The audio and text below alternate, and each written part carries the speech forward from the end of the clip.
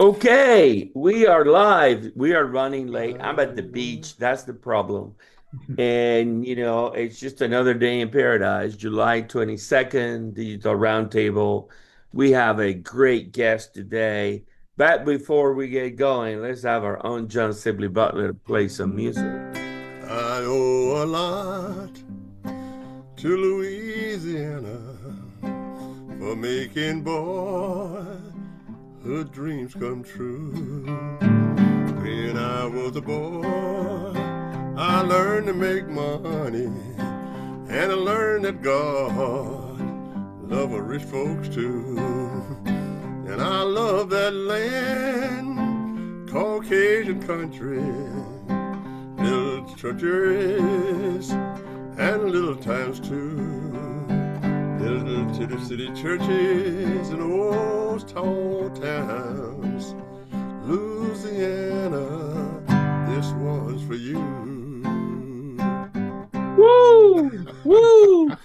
John Sibley Butler, there's a lot going on, it's just incredible. It's this AI wave. I'm trying to, see what the mayor is going to tell us about all that. But I'm telling you, the economy is bursting in some great states like Florida and Texas and others. Hmm. The technology investments are through the roof. There's all kinds of mergers and acquisitions, big things going on with crypto this week. The stock market is booming today. Just, all of the above is kind of very interesting. And obviously we have all these macro issues with too many wars and too many conflicts going on and the price of oil skyrocketing. So, but I feel I just finished attending the Texas Public Power Association and I got to hang out with 40 CEOs, and Texas is just growing too fast, too many data centers, too many crypto mining companies, people moving here, 2,000 people every day. Austin, Texas can't keep up, just fabulously too much going on. So, what say you, Johnny? Well, the same thing is here. I have been busy. I think my curse is I went into that Austin, Texas Hall of Fame for helping, to change Austin to a technopolis 40 years ago. And so I think I get it all. But let me just say this, of course, working with the governor of the great state of Texas to make sure that we are, that we are prepared for the future. We project 8 million people between Georgetown and San Antonio over the next 10 years. And as you know, we're talking about the building of autonomous roads for autonomous cars. And our universities have just exploded. For example, my employee is at 50,000. Texas State, your ex-employee down the road is at 48,000. Texas A&M is at 50,000. Texas Tech is 40 plus thousand. So it is really growing. So I think that if you look at that, we did a good job with Austin. I thought in changing the city. And of course, the good mayor of Austin, mayor is a dear friend of mine, and we work a lot. And everybody in Austin is redoing their golf course. It's amazing. We're tearing up the golf courses, so it's a lot of change. But what we like to do is talk about creating wealth and creating opportunities. And I keep reminding people that wealth in Texas is a result of the entrepreneurs, and we want our politicians to be political entrepreneurs. That is, we want the entrepreneurs to lead the great state of Texas, from Herb Kelleher and Southwest Airlines, when we couldn't go from city to city. Of course, Herb gave me $10 million for my center, so I love him. And Michael Dale, who of course was a student, and Jim Tressard, who did National Instruments, and John Mackey, who did Whole Foods, and Ross Perot, who did all the great stuff in Dallas. So what we like to do is concentrate on that. So I've been busy with the state of Texas. I've also been busy with America. Again, having a presidential appointment under President Bush, it lasts forever. So I'm working with the administration now on doing refineries in the great state of Texas. We haven't done any refineries, in America in 60 years. It'll be a public partnership, a private partnership, right about $5 billion, to make sure that America can can refine its own petroleum. We have lots of petroleum, but nowhere to nowhere to refine it, and that's related to the bringing manufacturing in its present form back to America. So I've had meetings with people from Washington that came down to Austin, and we met at the club, and we just discussed strategy. It's challenging times now, so it is pretty wild. And you're right, Andreas. The AI stuff is everywhere, and one of the things that we're doing is trying to fit, the idea. You don't want to make colleges and universities a trade school. You want colleges and universities to question everything because as a professor, wealth starts with science and technology. I always say that people confuse. I was in the business school, but people confuse the fact that Microsoft is a computer science.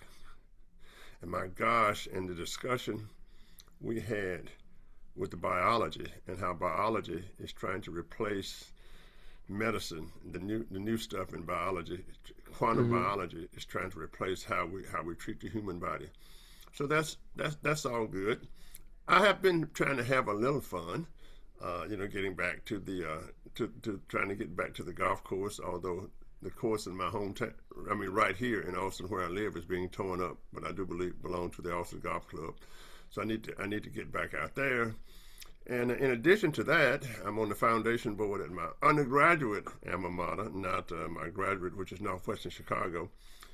But I am an LSU Tiger, and I'm on the foundation board there. And these universities, this football, let me tell you, Andreas, it is getting what you call out. I don't know if it's out of control. I don't know what it is, but uh, and of course at Texas, I was really involved when Sark got here in recruiting as we moved into my old conference, the SEC. But as a foundation board member, we want, we're building, they want new structures. We're trying to build a new. Well, actually, it's a basketball arena, but to bring the city into play, just like we did at Northwestern. So, at Northwestern, Hmm. we built a football stadium. In Chicago, Everson, Illinois, where my wife went. I went to graduate school, and my wife was involved in that. But it's a matter of saying how do you accommodate the city itself plus, right, the university. And what we did at the University of Texas with the Moody Center, we didn't pay a dime for it. We gave them the land, which is right by the stadium. They built it, but we only get to use it, 30% of the time, and the rest is for those kind of Yeah. things. So my Yeah. alma mater, go Tigers, say bon, come on, Savannah. We gotta, we you're All probably what right. you're trying to say. All right. I'm not Enough. quite as bad as Coach O, but that takes being on the foundation board takes a lot of time. Universities have greedy institutions, and but that's okay. But Yeah. overall, Andres, this is what we have to do. This is where we are now. Yeah.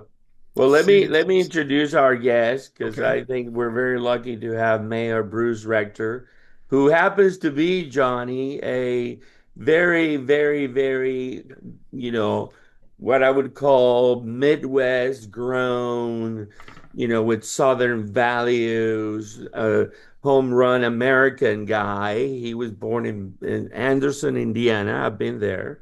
So he's a Hoosier by birth. Oh And God. then he went to Kentucky. He's a Oh God, wildcat. it's getting And worse. then he studied to be a sports medicine athletic trainer. And he actually worked in the NFL for the Indianapolis Colts in Well, the let me tell you, I NFL. just want to make a comment. My brother went to IU, Yeah. played in the band at Indiana University. Of course, I Hmm. played in the band at LSU.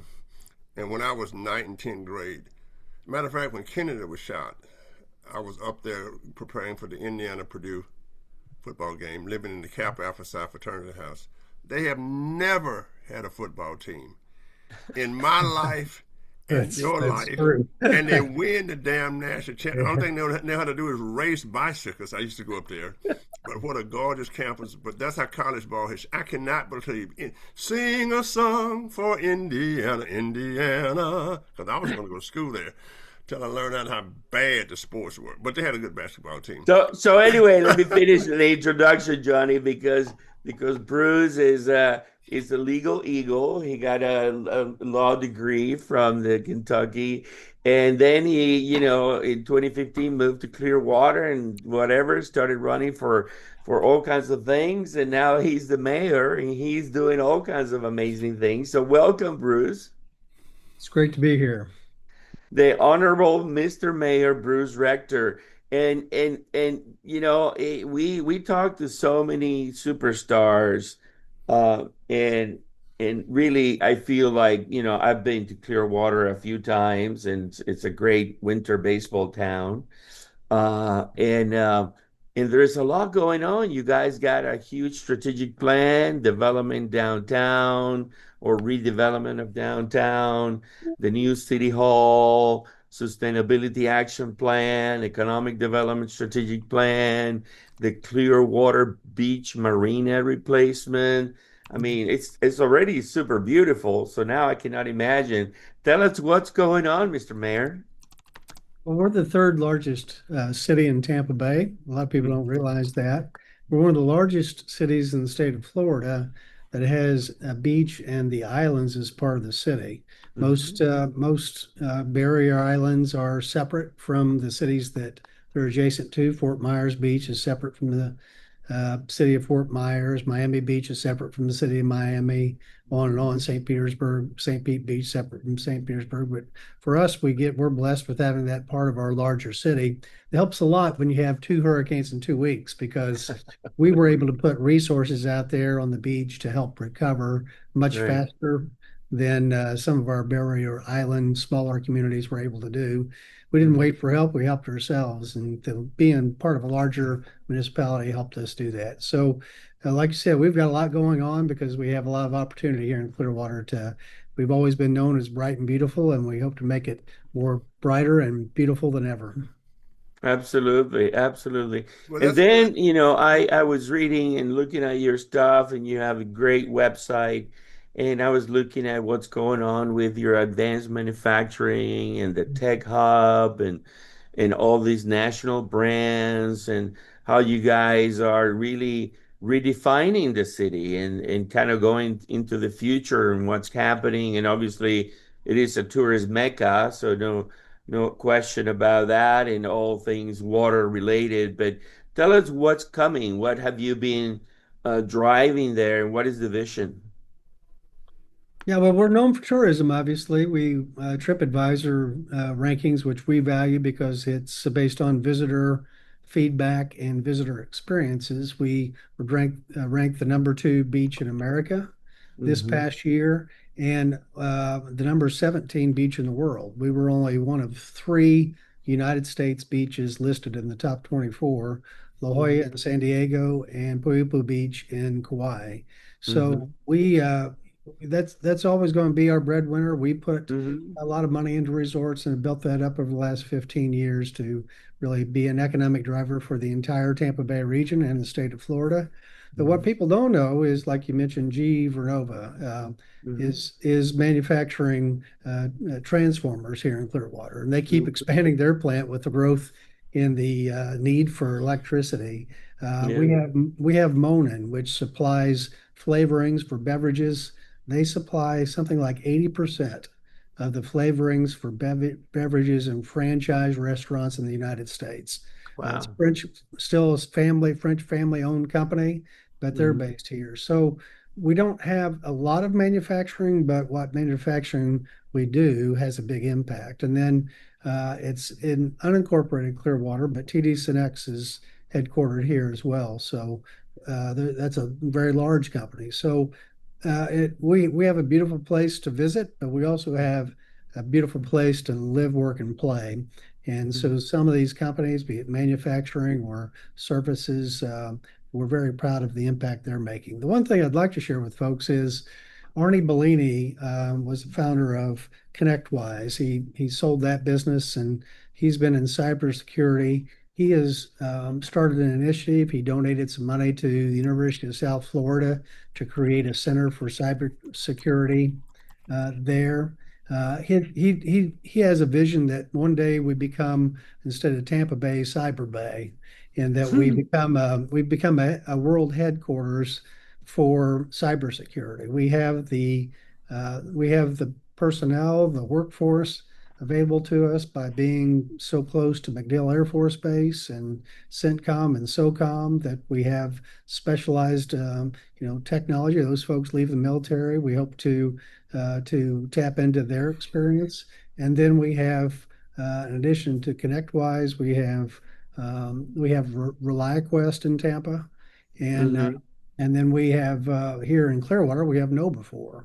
So we really feel like cybersecurity is an important opportunity for us regionally to take advantage of the wealth of experience and knowledge we have here already, and then Mm-hmm. some growing companies that are already leaders in the industry.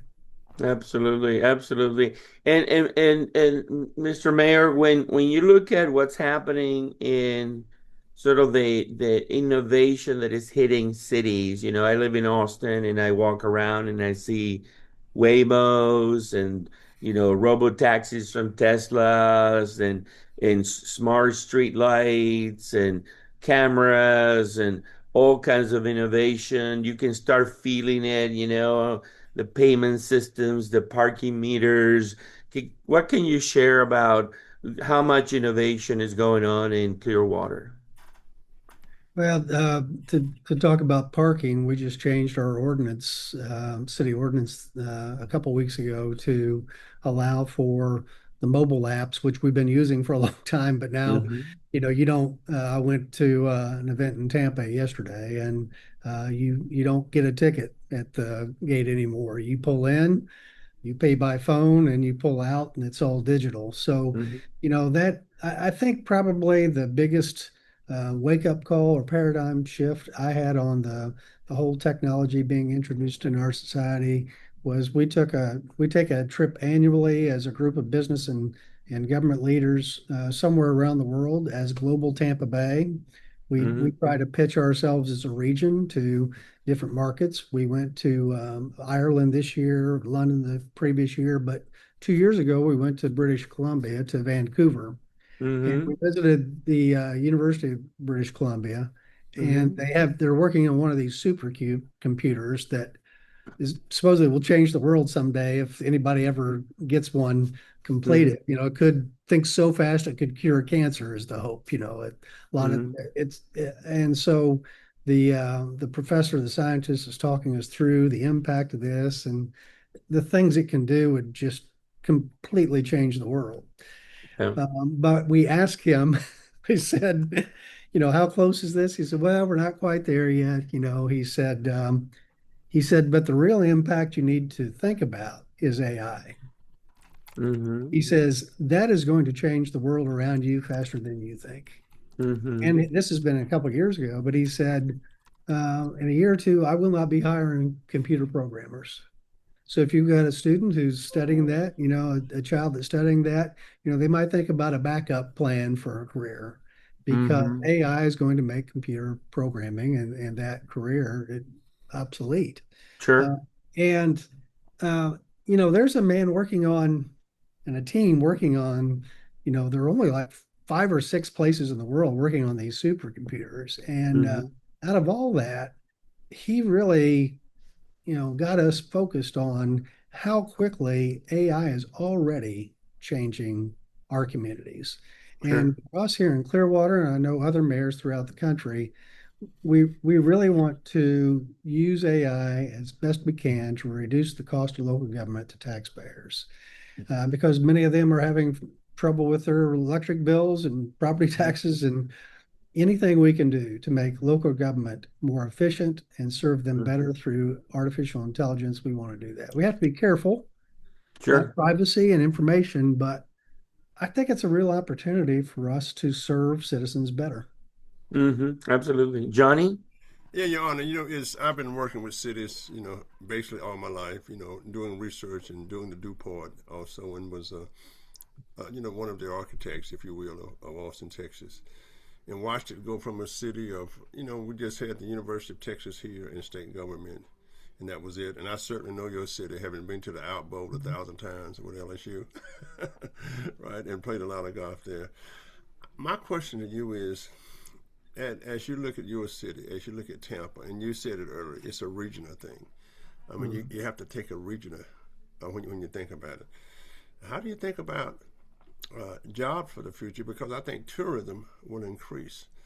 And we have found that in Austin. Austin now combines both tourism. You know, it used to be the place where people came to have a party with all the lakes and stuff here. Now it's manufacturing, and we have a lot of tourists. And the reason is people can work anywhere.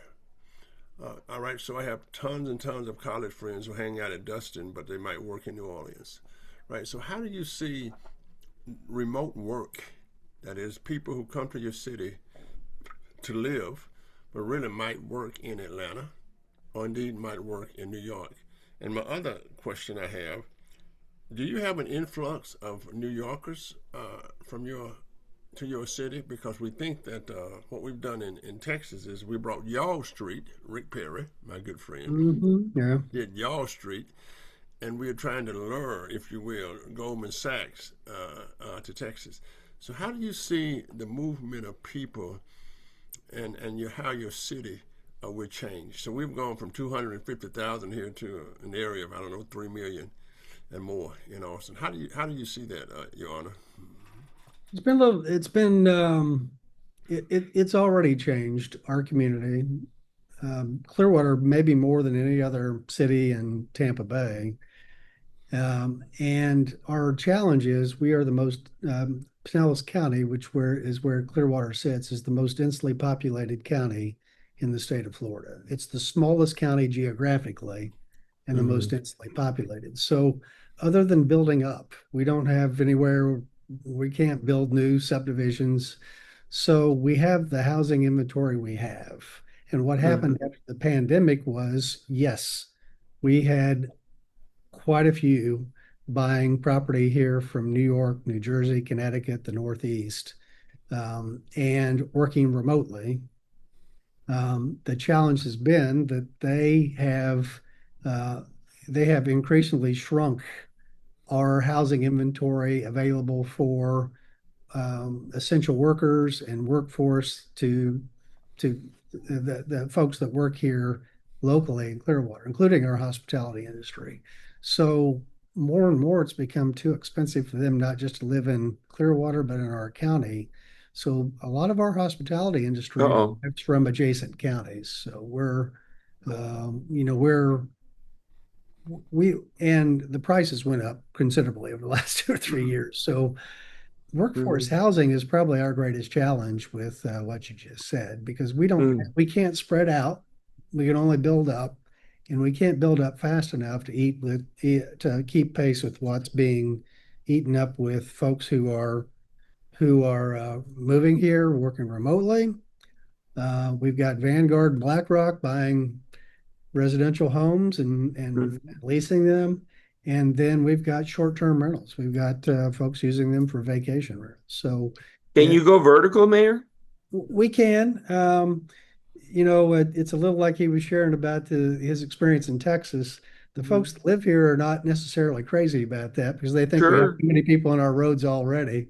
Right. But then I asked him, I said, you know, do you want somebody to come to your home quickly if you have a heart attack or you have some medical emergency? Well, yes, Mayor, we want that. Well, if we don't have any place for a firefighter or an EMS person to live, that's going to be hard for us to get them to your home. You know, we've got to, Mm-hmm. we've got to, we've got to have a workforce of essential workers, teachers, nurses, Mm-hmm. firefighters, and it's become increasingly hard for them to find housing anywhere close to their water. You're right. One of the challenges, and I just kind of bounce off of Austin. One of the challenges that we have, and I'm a pure Southerner from Southern Louisiana, the North Shore of New Orleans. We treat cars, automobiles like horses. Just not interested in public transportation. Just not interested in building trains. Just not interested in that. But it's a big challenge to move people around. And as you said, if you have a heart attack, do you want people to get to you fast or not? So given that you're like Manhattan, I call you the Manhattan that can't go anywhere either. They must have all of their go up. So how do you deal with the challenge of transportation? So the traffic in Austin is just real interesting. I mean, I can remember, going to Silicon Valley and having to go 6 blocks, and have to leave, 30 minutes beforehand just to get there. And sometimes, as you know, Andreas, with Austin, that is growing outward, upward, downward, and you name it. So Your Honor, how do you see the traffic patterns in the future? Will everybody be flying around like bumblebees? Will everything be in the air? When you plan for the traffic, do your people say, "Look, we don't want that. We want our automobiles and we want parking"? Well, the three of us are old enough to remember the cartoon, The Jetsons. That's right. A Hmm. lot of young people aren't today, but like the you mentioned the Waymos and the robots. I was in Atlanta for a wedding and 4 months ago, and in the neighborhood I was in Atlanta, they had the delivery robots running out, delivering food to to Hmm. homes and condos and hotels. They're everywhere. Yeah. Yeah, but it reminded you of the Jetsons, all these things that we thought, well, that'll never. So, you mentioned flying cars. I don't know. Maybe we will. I mean, I think we have to at least consider as we spend a lot of money, more money on roads that at some point they may become obsolete. One of the things that could be coming our way soon is air taxis. Hmm. I know Tampa International Airport's very interested in that. And they tell me within the next 9 to 12 months, there'll be a reality here in Tampa Bay. So Hmm. I think that's the start. That's Hmm. the threshold of what could be, and how you control all that. I don't know, but I think we better get some really smart people thinking it through because drones, as we know, have become a real challenge for everyone. There Hmm. become so many out there now Yeah. that really challenging to, I mean, at some point, if we keep letting them prosper and grow, they're going to be running into each other right and left. It's going to be a really huge challenge, and Hmm. controlling that airspace is going to be challenging. So Right. And I think we need to think about these alternative ways of transportation because roads are not cheap. Bridges, tunnels, we all know. And before we invest too much money in those things, I think we need to really consider what the transportation ways of the future may be. Hmm. Absolutely, I thank you. And as we think about these things, we must always think about jobs, right? I mean, I taught in China for 2 years in the University of Beijing, and with the entrepreneurship stuff and innovation stuff. But one of the things, if you look at America and you look at the regional development of jobs, we've done a great job here I think in Texas, and I think that if you look at, I mean, like you said, the entertainment in Florida is just off the scale. And if you look at what's happening, not much happening in what I call the core South, that is, Louisiana, Mississippi, Georgia, in terms of job creation. Not much happening. It's just starting to happen in the Midwest. Silicon Valley had its run. Boston had their run. So how do you see, with the exception of state government, maybe, how do you see the overall employment situation of your region, not only just your city, developing in the next number of years? Who will provide the jobs? Will we all stay at home and be on the internet? I mean, what do you think will happen? And the other question is, how do we bring good manufacturing, not the old manufacturing that I grew up with, but good manufacturing back to your region? Well, I think a couple things. One thing is for Florida, we haven't had any trouble attracting companies. Mm-hmm. We're attracting a lot of jobs. The problem is to transfer an existing company operations to Florida. We struggle with the housing, at least here in this area, to relocate executives, and we just don't have enough housing to accommodate a big transition of one employment base from one community to another. So for us, our key is to develop the workforce that already lives here. And that's Mm-hmm. investing in our kids, making sure we get these teenagers involved in, trades education if they're not interested in going to college, but that we've got to get, I'd say no child left behind. You mentioned President Bush back to harken back to his days. Mm-hmm. It really is for us. It's no child left behind when it comes to workforce development. We need Hmm. everyone. It may be hard for a young person to come here and find housing, but boy, these young people, they may not want to live with mom or dad starting out, but at least they've got a place to live starting out. And so developing that workforce that already is here is important to us. And then, like I said, we went to London last year. We went to Ireland this year.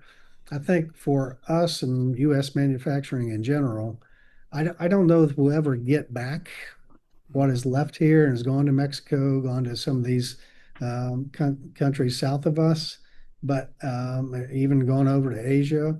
But I think there are new opportunities for Sure. manufacturing. And I think that that should be our focus is what, Oh, I agree. and we got a lot of interest when the last 2 years, when we've been in Ireland and England in that. They used to look to the Northeast for a Mhm. U.S. Landing place. And now they're looking to Texas, Florida, southern states for that landing place. I was going to ask you, Mr. May, I don't know the answer to this, but do you have a port? We don't in Clearwater, but in Tampa, they Mhm. have the largest cargo port in the state of Florida, Port Okay. Tampa Bay. Okay. More cargo goes through that port than any other port in the state of Florida. And it became kind of a news story back 2 years ago in the hurricanes, but um, some incredible number, like over 60% of the fuel that comes into the state of Florida first comes through Port Tampa Bay.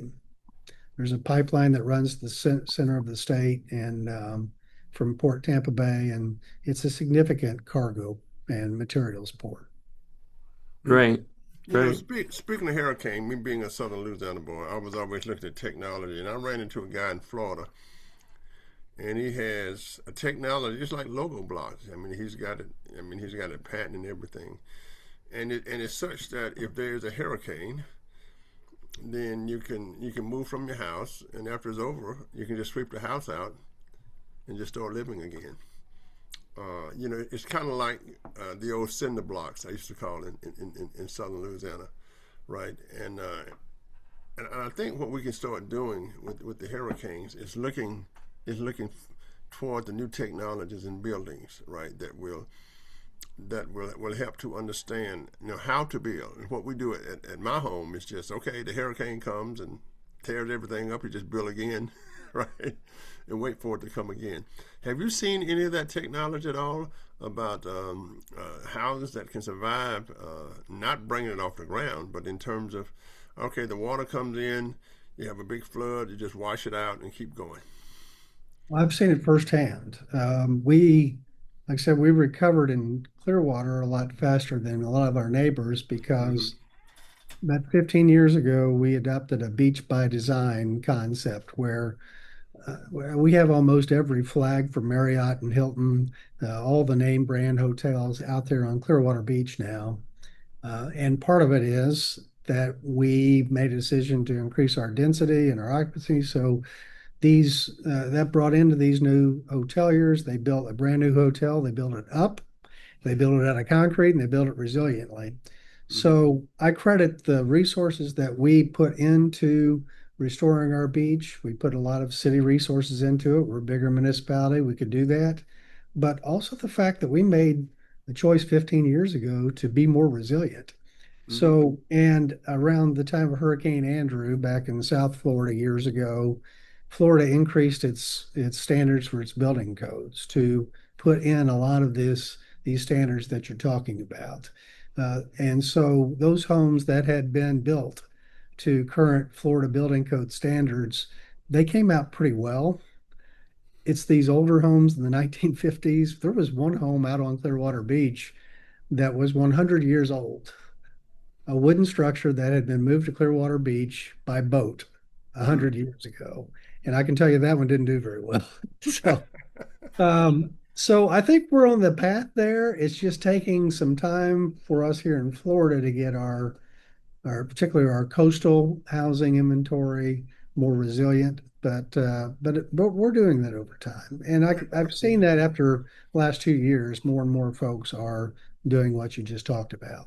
Well, let's talk some about revenue for your city and the changing in technology that brings on new revenues. For example, at 512 CMG, whom you're talking to now, we like to say that we can take the lighting and the revenue source. That is, take your lighting and How many street lights in Clearwater, Mayor? You have an A idea? lot, a lot. Yeah. Yeah. So we have come up with a formula and help cities to generate $100 per light per month new Mhm. revenue. Well, we need revenue. We have a real property tax referendum on the Hmm. November ballot probably to increase the homestead exemption for folks who live Hmm. here full time and Hmm. have and their home is their primary residence. And so that's going to be, if that passes, it's going to be a significant impact to our city budget. And that's Florida. Florida is a little different from many states, maybe Texas in that regard. Sure. We have fairly high real property taxes compared to other states. Hmm. mhm. And there's, people here under a lot of pressure with property insurance and Hmm. other expenses. Folks been here a long time on fixed income, so there's a chance that that might pass. And so we're certainly here in Clearwater, and I can tell you every municipality in the state of Florida is going to be looking to revenue generating ideas. So I'd be Well, interested in that and well, anything else we can do to try to offset some of these tax Hmm. impacts. well, I think the question is how many light poles do you have in your region? In the regions, not just Oh, Clearwater. it'd be thousands and thousands. Thousand. Sure. So Yeah. can you imagine? Can you imagine? All right, Andreas, do the math real fast for me. If let's say that we've got 50,000. Oh no, probably 100,000. My gosh, light poles. How much can we? Times $100 per month each light. It's roughly the Tampa Bay, the Tico is your electric utility, right? Well, on the other side, the Tampa Yeah. side, Tico, our side's Duke Energy. Yeah. Oh, okay. Well, Tico manages roughly 200,000 streetlights. So 200,000 times 100 times 12. That would be the revenue to generate. And that's almost my NIL. My gosh. There you go. that's, that's, I was going from to a ask the simple. mayor real quick. I'm curious about something because I'm a baseball fan. Unfortunately, I'm not a Phillies fan, but do you have a unique relationship with Philadelphia as a city and their GDP and your GDP? As you know, the Tampa Bay GDP is roughly $250 million a year, and Philadelphia is half a billion. Do you have a unique relationship beyond baseball or anything else? A little bit. I've spoken with the mayor of Philadelphia a few times. Different city, obviously, Sure. but Philadelphia and the Delaware Valley is very important to our tourism base. Hmm. We've had the Phillies here for spring training for 80 years, and we Hmm. just tentatively agreed for another 20-year agreement that will take them to 100. It's Hmm. the second oldest relationship for spring training in Major League Baseball. Hmm. And so, what I tell folks is, I just saw them today as I'm leaving Clearwater Beach. I live out there on the beach. You'll Hmm. see Phillies jerseys all year long. They don't just Hmm. come for spring training. They've learned to like this Yeah. restaurant, like this hotel. They come back all year long. We Right. really have a deep relationship with them, and so, it's a different municipality. It's a larger municipality, so we don't Sure. collaborate on other things other than we love Philadelphia, the Delaware Valley, and the Phillies, and their fans have been very good to us, and we appreciate them. I also learned that their soccer team it's Mhm. starting to do its training with you guys as well.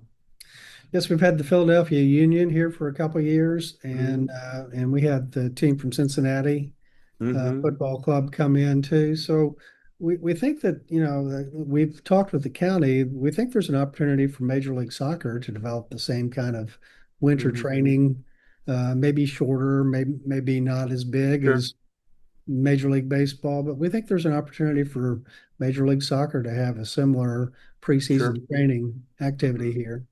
Yeah. Did the recent World Cup generate any enthusiasm at all in your city, or was there any activity around FIFA or anything like that? It did. I saw more people watching that and more and I myself watched probably more than I've ever watched before. Hmm.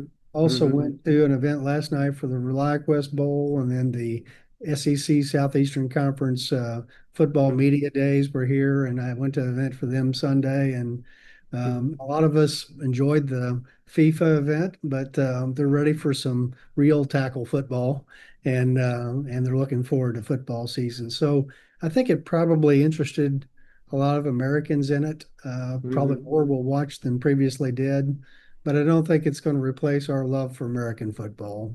No, of Uh, course not. Of course not. Well, I have Tampa Bay Buccaneers. Does Tom Brady have a mansion in Clearwater? No. no, there I was have a a rumor prediction. when he played here that he was buying a house. Turned out not to be true, but no, he doesn't here. Yeah. Yeah, I have yeah. a I was going to ask you also. I thought it was interesting to learn that we in Austin, as we went from being the sort of the live music capital of the world, or Willie Nelson, this and that, and started becoming a high tech place. We started doing things like Formula One and NASCAR races, and you being a Hoosier in close to Indianapolis guy from Anderson. Is there anything going on with racing in Tampa or Clearwater, coming Formula One, anything like that? That attracts a lot of jobs, Love to get Formula One, but we have IndyCar. In St. right? Petersburg, they have the St. Pete Grand Prix every year. One of my Hmm. favorite events. And here in Clearwater, I now live on the other end of the beach, but for years I lived on the south end of Clearwater Beach in a condominium complex.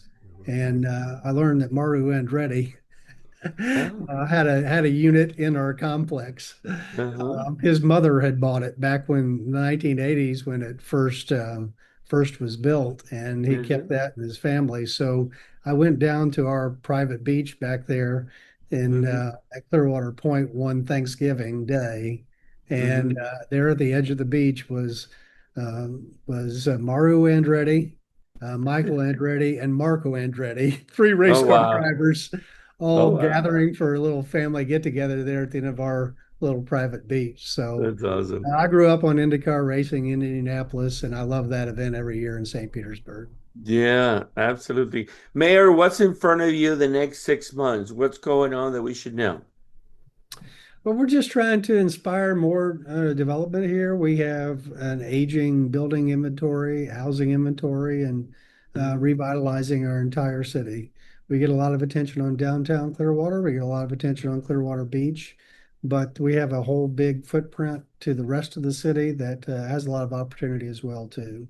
Hmm. US 19 is out where the Baycare Ballpark, the Philly Stadium is at, and we think Hmm. that's a great place for us to attract more businesses and more economic activity. And so we're just really excited about our proximity to Tampa, that side of Clearwater, the east side of Clearwater, and some opportunities that are unique out there that we think folks will be interested in. Hmm.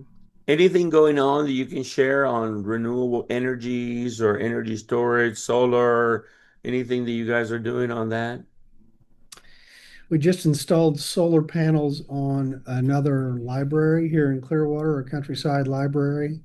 We now have, I'm told by our sustainability director, that we have the largest footprint of solar panels on public buildings of any city in Tampa Bay. So we're proud of that. Uh, Hmm. the efficiency and the cost savings to our citizens is going to be significant over time. And so we're looking at that. We've done a study a couple of years ago on how to adjust our temperatures when folks aren't using buildings and do all those things to try to be more energy efficient. And so, again, anything we can do to reduce the expense of local government to our taxpayers, we're interested in doing that. And we're finding with technology innovations that there's more and more opportunities for us to do that. And the other Well, thing, other yeah, thing go we ahead, got go to do ahead. is we got to protect, like I see the beautiful water behind you. Well, we have beautiful Mhm. water here too. Yeah, We've got to protect that. yeah, That's that that beautiful water, this beautiful beach feeds so many families. sure, sure. If we let that get away from us, if we're not known for our pristine waters and our that's going to hurt a lot of families. So anything we can do to be more environmentally friendly, we certainly want to do that as well. Absolutely, absolutely. We're delighted to have the opportunity to talk to you. Johnny, you don't have any final thoughts? Yeah, I was thinking maybe I don't know if you have been a lot of entrepreneur societies in Clearwater in your area. That is, people who are dedicated to not only bringing enterprises to your city, but also starting enterprises in your city. And again, it's one of the evolutions we did in Austin. Every night you can find an entrepreneur society meeting about transferring the technology to create other kind of enterprises. But it's been very, very good, and I'm going to make a bold prediction. I'm scared to death of the Florida Gators because of the coach that you have there. Really, and never gave a damn about Kentucky except the Bluegrass Miracle, right? But and That you was tell one of the Kurt, most fascinating games I ever went to. I Was was that there. Tell Kurt Watson, I said that you met his good friend this Yeah, year. yeah, So it's wonderful, wonderful to see you, and it's great to see a city of the South doing extremely well. yeah. Thank you for that. Thank you, Mr. Mayor, for being with us. Johnny, take us away. Yeah. Indiana, oh Indiana, Indiana, we're all for you. We will fight for the cream and crimson, for the glory of old IU. Never doubted or ever fought thee. In the battle we'll be so true. Oh Indiana, oh Indiana, Indiana, we're all for you. As I said, my brother went to IU, and I knew all the songs, and I was going there, but switched and went to LSU. Oh yeah. Okay. Well, Thank you, Mr. Mayor. interesting story. I was enrolled at IU. Oh I didn't my. have a scholarship, so it was either find a different way or pay myself. So I ended up UK or UPay, and it was UK for me, Kentucky. But I also got accepted into LSU in Florida. Oh my gosh. It just Well, you happened know, to be I gave a Kentucky. talk in I UK. tell folks my family wasn't poor, but we didn't have any money. So Kentucky was the closest campus to Indiana. So that's You where know, I took the I gave scholarship. a talk at UK, and I don't think they ever should have moved their basketball off campus. But there was an old house right behind the old basketball arena in like 1870. I stayed there in that big house by myself. But I Yeah. have lots of friends. George Wright, who were Kentucky friends. I got a lot of good friends, and I was at the Bluegrass Miracle. As a matter of fact, I was walking back with my head down when Yeah. when LSU scored. With Yeah. Andres, they had they had like 3 seconds left, and they were like on the 20-yard line, and Mhm. and the rest is history. You got to look at it. It's called the Bluegrass Miracle. I felt sorry for Kentucky, so but I Yeah, was they there. So, already threw so, Gatorade so, on our so, coach, which was a mistake. That's right. so, That's so right. my, That was a so my mistake. last question, Mr. Mayor, being a Wildcat graduate, I've heard from many people, and really didn't go But is there. that Northwestern or is that Kansas? You just can't say not No, no, Wildcats. no, Kentucky, Kentucky. Okay. There are also Wildcats in Kentucky. Um, and the question is, I hear that when you guys graduate from that school, whatever bachelor or doctorate you get a minor in moonshining. Is that true? No, that's West Well, I Virginia. don't know anything about that. That's I West Virginia. stayed out of that. That's in West Virginia, says Yeah, Dr. that's right. Buster. All right. Okay.